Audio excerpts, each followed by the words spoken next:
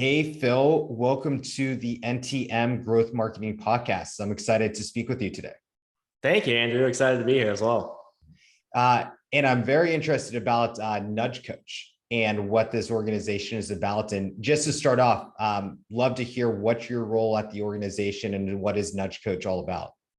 Yeah, for sure. So I'm now technically, my technical title right now is interim CEO. So Congrats. I'm a little bit in flux, but my former title was the CMO, Chief Marketing Officer, and president of Nudge Coach. But I was also one of the founders, so don't give me too much credit for getting to that point. So what we do at Nudge Coach is we help small, mid-sized businesses launch really engaging program experiences. And we do that by enabling them to basically build these online learning experiences and coaching experiences into their own mobile apps that we then go and launch for them and let them manage those programs through our platform. So that's what we do, all about engaging audiences and driving them to hopefully transformational outcomes. And I think all of that is probably stuff that we can talk about in a marketing podcast. Yes. And what was your marketing background before you became the co-founder and CMO at Nudge Coach? That's a great question. There wasn't much to it, to be honest. So aside from maybe a class in college, maybe an internship where I did a little bit of marketing, until we founded the company, I hadn't done a lot. My job before that was more in HR role. But the requirements of being a founder in a very early stage company, you end up wearing a lot of hats. And I ended up just sort of grabbing the marketing planning and development by the horns. That became something that just fell in my court very quickly. And I got to kind of learn it just on the fly live. So I don't have a lot of formal marketing training. I've just sort of grown into it as I've gone along. So with being relatively new-ish to marketing and being the CMO of Nudge Coach, in your opinion, what makes a good marketer? This is such a good question. You could take this so many different ways. I think a good marketer, it just comes down to me to just a basic curiosity and compassion, I would say. Those are like the two core elements that come to mind to me. Curiosity in that, you need to learn deeper and deeper and deeper about the people that you're trying to speak to. And compassion, meaning you have to actually care what they're saying to you. And then present information back in the form of a potential, problem-solving solution that addresses. So let's dive deep then to those two elements of a marketer that you think makes a good marketer, which seems to be two attributes you just naturally possessed, perhaps, or maybe you learned these over time. Talk a little bit about how you develop those two attributes. Yeah, well, the curiosity piece, I think, is in many ways kind of ingrained. I've always just been curious about people, curious about problems, both of those things, both sides of that coin. The weird part of it is maybe that I didn't see myself as an entrepreneur until basically we were about to start this company. Like, I just didn't see that path for me until it got there and realized maybe that some of the ways that I am naturally aligned with that. So it's just sort of worked out, I would say, in many ways. But just this innate curiosity has always been there. Compassion, I would say, as much as I want to claim that I have all of the soft skills naturally, I would maybe call that more of a learned skill through kind of the journey of just finding out through experience, learning over and over again, how important it is to just care so much about the people that you're trying to serve. And you just really have to listen and hear and continue to ask deeper questions like you're doing right now, right? To dig in and really understand what's underneath, what they want, their hopes, desires, struggles, all that good stuff, right? What's an element of marketing you are curious about right now? And whether that's an emerging platform like TikTok, how to sell on a webinar, maybe that's like offline marketing strategies that you think might be popping back up. What's piquing your curiosity at the moment? I'm terrified by TikTok. Does that Yeah, no, that's a really good question. I think an area that I want to learn a lot more about is what a Web3 world looks like for marketers. And I'm not the person to answer that question, by the way. This is where my curiosity needs to start kicking in, right? Like, what are the So let me elements of ask Web? you, why are you curious about Web3? Even if you haven't dove in to know why it's something to pay attention to, like, why is it something on your radar? Well, I think there's enough smart people saying that it's going to be such an important piece of the internet culture going forward, is I guess the best way to put it.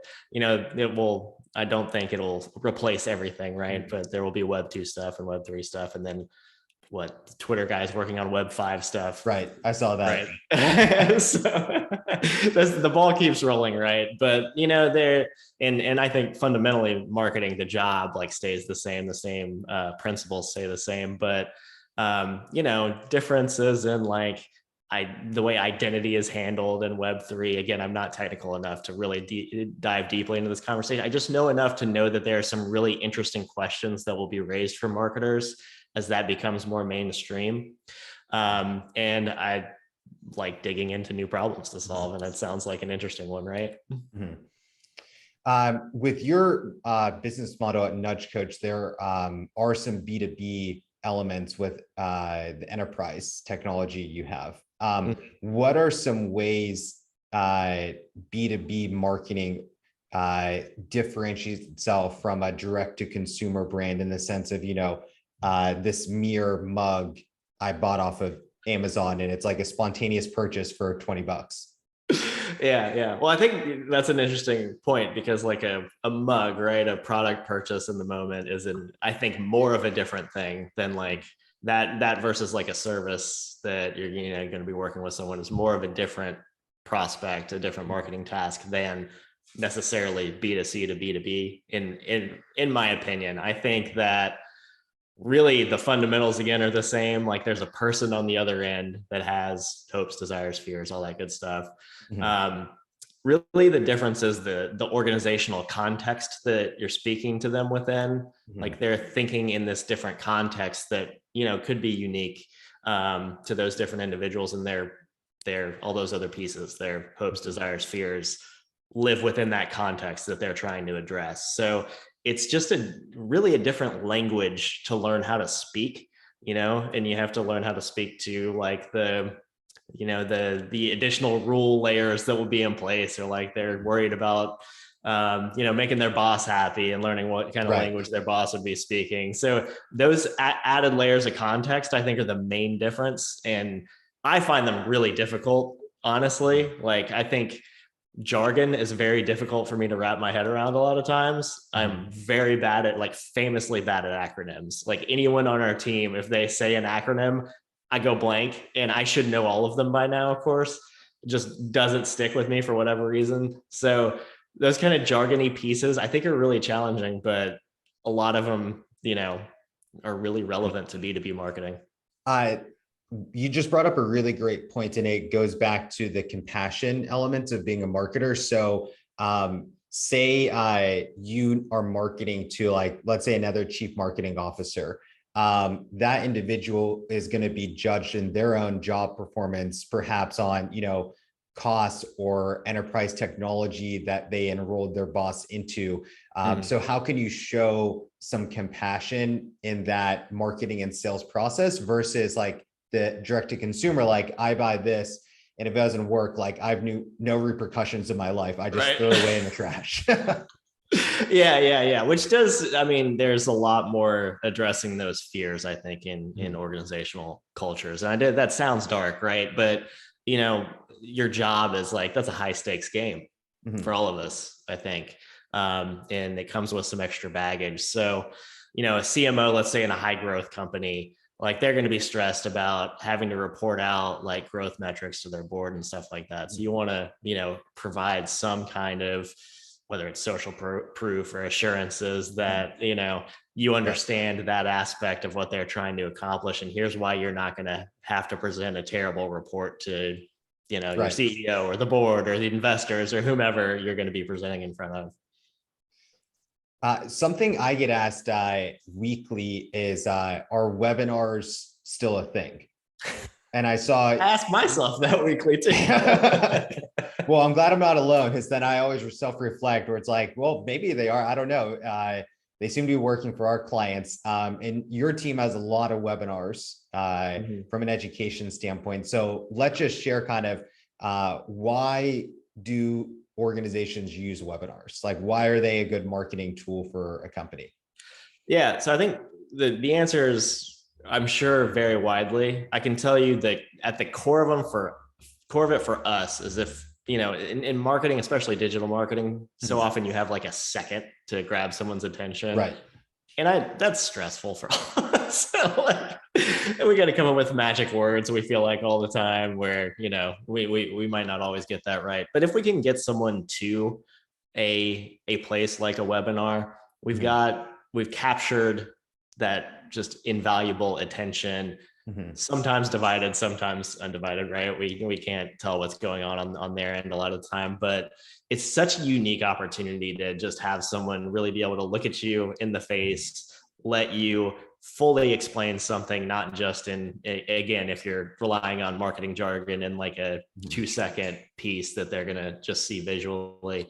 You can really dive deeper into things, and then that's up to you. You have a real chance to convert that person in a unique way and start to build a relationship with that person, rather than just trying to hook them, if that makes sense. Do you, as just an individual, still watch webinars? I actually can't as an individual anymore, because I know that there's a sales pitch coming and I'm just like, oh, this is so annoying. But just out of curiosity, do you, just as an individual, still watch webinars? I don't watch many, I'll tell you that. But I have to admit, I have seen one this week, so I can't say no to that question. Yeah, I mean, was it a good webinar? It was well done. Yeah, so I was impressed. Let's dive deep. Like, why was it a good webinar? And I think everyone who has watched webinar has seen one where in the first 3 minutes, you're just like, oh God, and you just click out. So what made this a good webinar?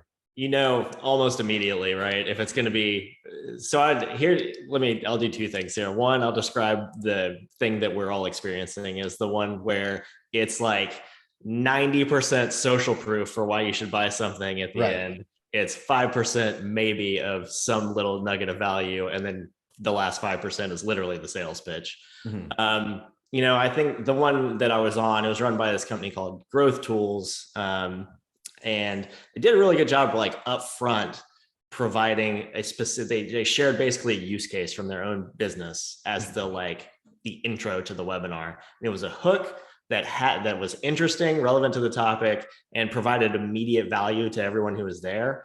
And then that opened things up so that they were able to change gears, tell some of the stories that they were trying to get into, but they really, really clearly thought about educating up front.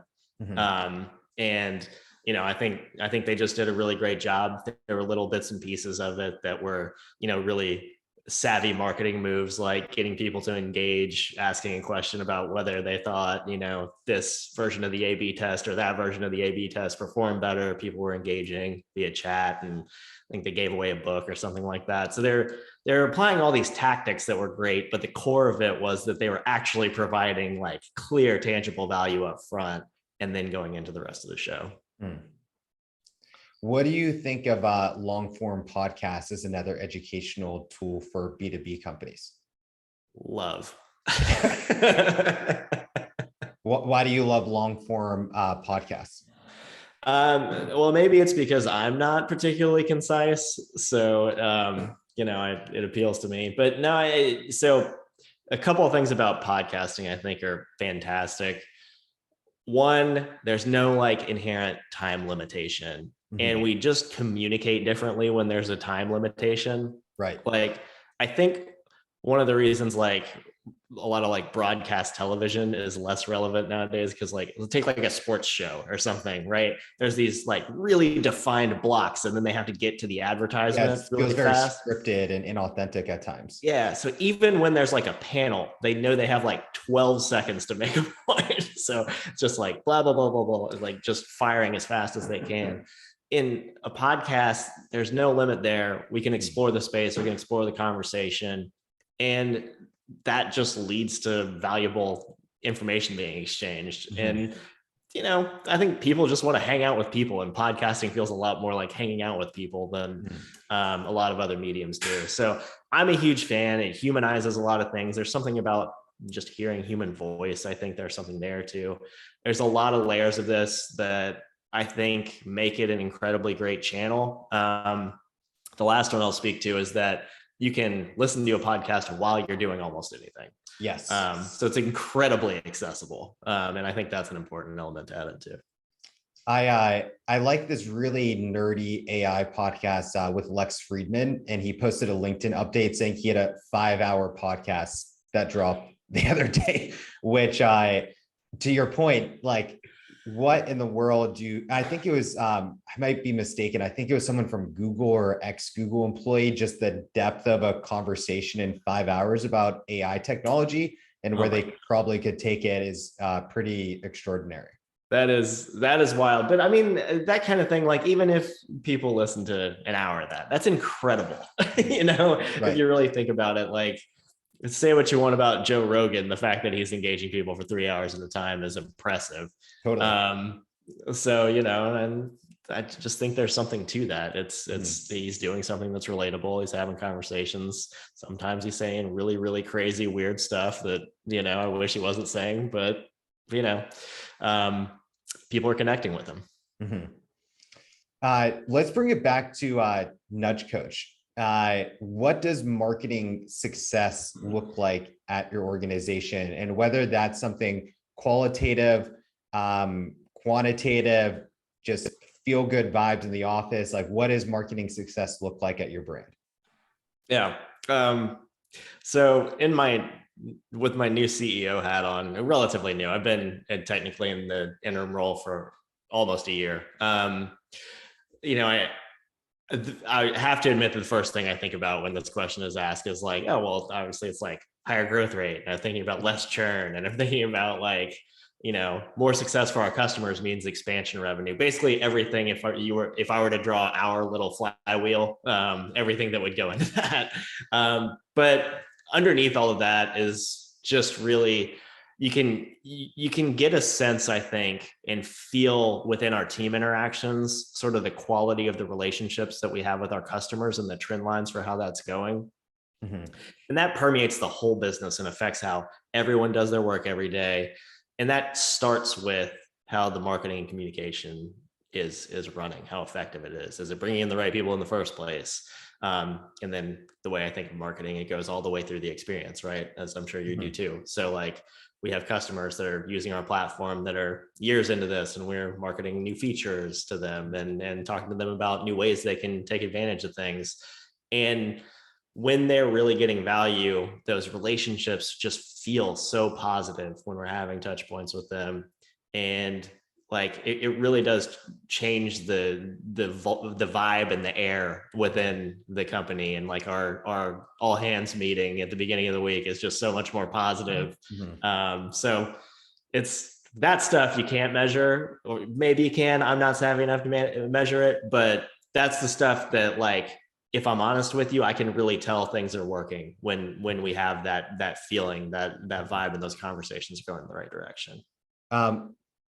Let me share something. So I had an interesting call with a client this morning, and our marketing team thinks the campaign is going okay because they're like, look at our landing page conversion rate is increasing, our CTR is improving, like, and then the CEO is just blind, just like, there's not an ROI. So, so I know these things are improving, but I'm losing money through this initiative.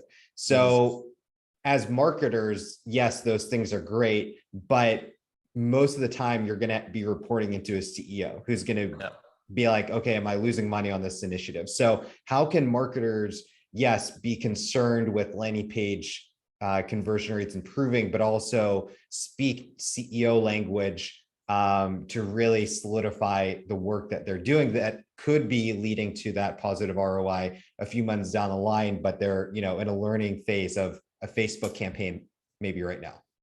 Yeah. I mean, I think for one, being clear when, we feel like we're in an experimenting phase, being very clear up front, like, hey, we're gathering learnings right now. This is going to help us down the line create more ROI. What we're hoping to land on here is a system that is profitable long term, not just this one ad that we, maybe do okay with, whatever. There's a lot of things you can do to just set expectations up front for someone in that seat, so that they don't, jump down your throat when, yeah, exactly. So now that you're the interim CEO, let's hear from you in this new role. When would you kill a marketing campaign? Like, what would be a turning point for you to be like, this just isn't working, guys and girls, we need to do something different? Yeah.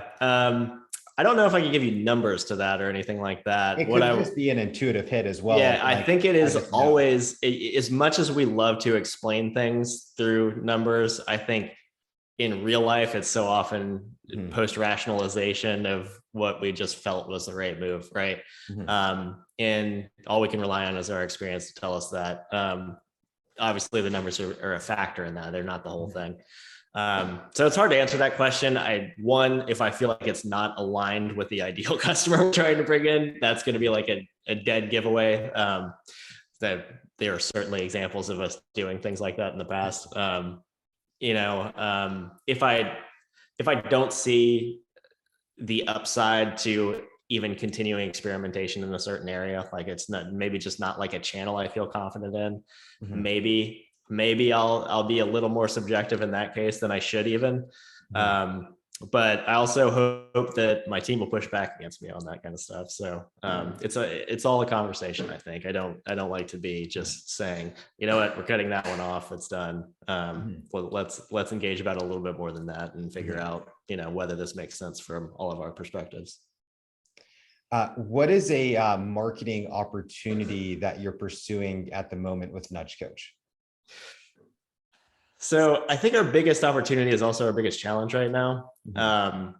So a little more context on our platform. So you can actually go and create a free account on our platform and start banging around with it, trying to create programs and see how you can deliver those to clients through the app. Give a quick shout out to the website to check out that free portal. That's right, at nudgecoach.com. Thank you. It was a horrible marketing job on my part. No, you were doing the marketing. I was coming with the sales with the call to action to buy. That's right. So you can go create a free account at nudgecoach.com and play around with it, right? And so we've made the system very dynamic and flexible as we've gone along, much more so. We started out much more niche in sort of health and wellness. And since then we've broadened just in terms of the tools that you can put in there, because initially we were very concerned about kind of tracking habits in between sessions, which really was kind of especially valuable to health and wellness contexts.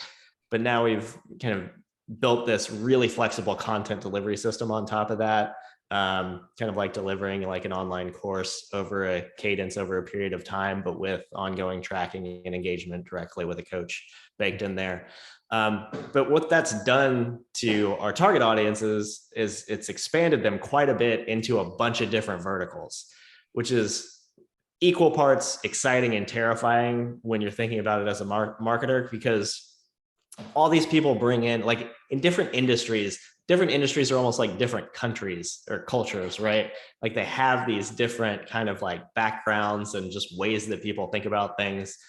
And even though like a real estate coach has the same fundamental challenges that they're trying to address with a system like ours as like a health coach, it's just different cultures, right? In real estate and sales than in like health and wellness. They're just different vibes. So how to speak to those two people around those core problems in a way that doesn't alienate either of them, or just being so darn good at segmentation and targeting that we're able to kind of drive those two audiences to separate places, is our biggest opportunity and our biggest challenge at the same time. If that makes sense. It does. Tell us a little bit about a marketing fail you've had in your career, and in hindsight, why did it not work out? And just prefacing this too, if you haven't failed as a marketer, you're probably not a marketer, because there's so many ways, just like You could be off in your messaging. The targeting could be off. You didn't have the right tracking in place. So tell us a little bit about something that didn't work out in hindsight. I have a story for every one of those things that you just mentioned. The worst one that comes to mind, that's probably the most embarrassing to me to this day.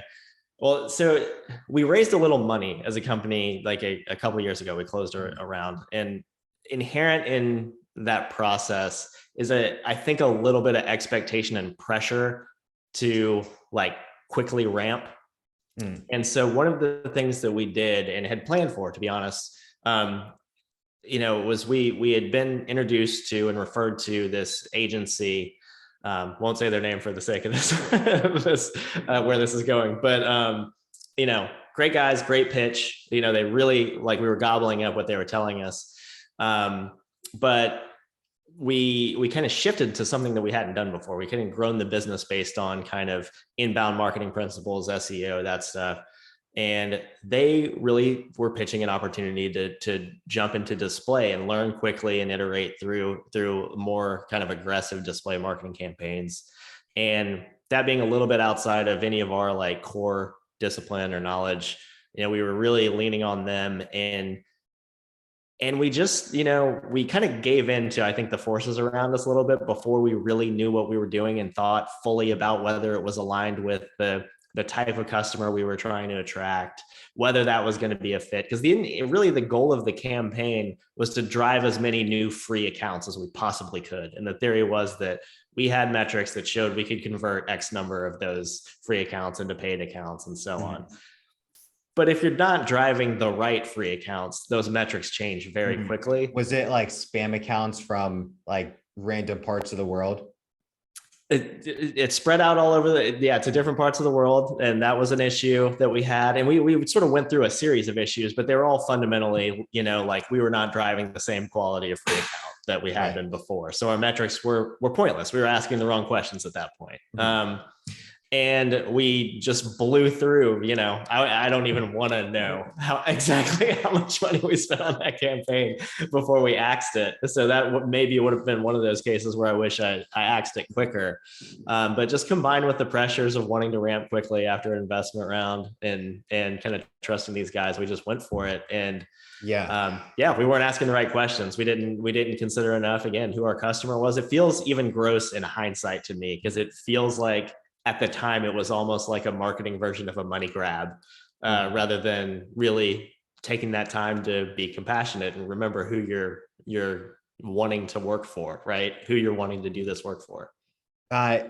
What advice do you have for someone in either hiring in-house marketing talent or marketing vendors? Oh my gosh. So I don't know that I have honestly good advice. So you really, really have to know what you want out of that relationship very specifically. Don't just like let them pitch at you all these various ideas that are obviously going to sound really good. Like, I'm sure they've had great successes before. Really know what you're trying to get out of it and make sure they're speaking directly to your core needs. I think I would call what I did with that previous story maybe a touch lazy and misguided at the same time, not knowing maybe that I was being lazy, but in hindsight, I would view it that way. If I could interject, I think this happened to me within the last couple of weeks, where I spoke to someone who was very specific with his marketing needs. And so what he was saying is like, I don't really need a ton of more clients. Like, we're pretty stacked and I'm not looking to hire people and grow that way. My big issue right now is that I get about 10,000 people to my website per month, but my website's not optimized to lead capture, or I'm not indexing my content. And really, like, I just need to start long-term planning with my SEO strategy, which I thought was brilliant to that point. Awesome. Of, he's not needing a Facebook ad campaign. He's not trying to crack like the CAC model. It's just like, I need SEO support, long-term building blocks with my marketing. Yeah, that's fantastic. And especially when you're going into a relationship like that with a long-term goal, a long-term outlook, that helps. I'm sure, like, you've done agency work, right? And you guys do work with clients. That's got to be so helpful for you to hear up front, to know that you have kind of this leeway to make the decisions that are, are going to drive the best outcomes over the long term. Like we all want to do our job really well and do quality work.